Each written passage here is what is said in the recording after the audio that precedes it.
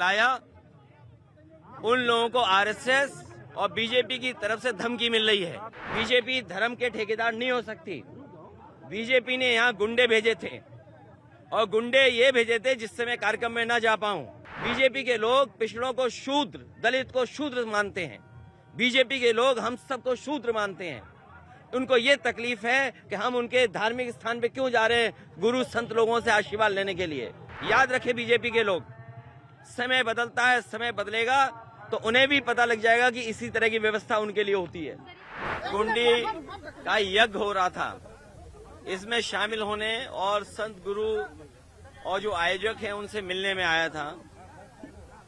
मैं परिक्रमा किया हूं और उनसे आशीर्वाद लेकर के आया हूं, लेकिन बीजेपी के लोगों को पेट में दर्द हो रहा है। भारतीय जनता पार्टी और मैंने आरएसएस के खिलाफ जो कुछ कहा होगा, आरएसएस नहीं कहा होगा कभी, क्योंकि बीजेपी के बिना आरएसएस नहीं और आरएसएस के बिना बीजेपी नहीं। लेकिन यहाँ पर जिन लोगों ने मुझे कार्यक्रम में बुलाया, उन लोगों को आरएसएस और बीजेपी की तरफ से धमकी मिल रही है। धमकी लगातार दे रहे हैं। मैं समझता हूँ धर्म का ठेकेदार कोई नहीं हो सकता।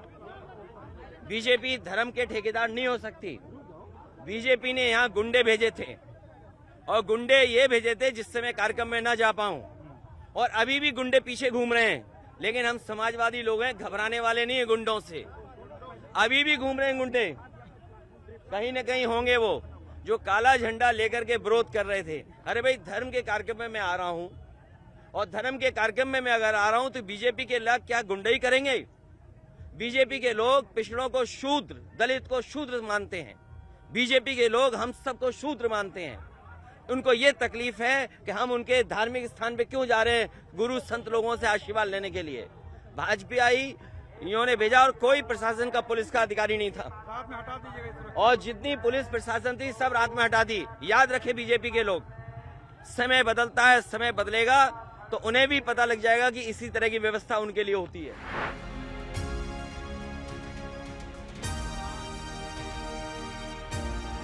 स्वामी प्रसाद मौर्य जी को मैंने कहा है कि जाति जनगणना के आंदोलन में आगे बढ़ें। सर, ये कैसी सरकार है जो पूर्व मंत्री के साथ ऐसा व्यवहार हो रहा है? देखिए, ये व्यवहार किसी के साथ कुछ भी कर सकते हैं। अभी आप खड़े हो, कुछ भी हो सकता है व्यवहार, किसी के साथ भी कोई व्यवहार हो सकता है। याद रखिए, ये बीजेपी के लोग हैं, क्योंकि देखिए बीजेपी बेरोजगारी, महंगाई का मुकाबला नहीं कर पा रही है, इसलिए इस तरह के काम कर रही है। बीजेपी की सरकार ने जानबूझ करके एनएसजी हटाई मेरी। मैं आज समझ सकता हूँ कि एनएसजी क्यों हटाई, सिक्योरिटी क्यों कम की, घर क्यों छीना। आज मैं समझ सकता हूँ, और आज मैं इसलिए भी समझ सकता हूँ कि जिस घर में मैं रहने गया था उसे गंगा जल से धोया था। आज मैं समझ सकता हूँ। और जब हम बात कर रहे हैं तो देखो, बीजेपी के गुंडे आ गए उधर, ये बीजेपी के गुंडे उधर बाईं तरफ घूम रहे हैं। चलिए, धन्यवाद।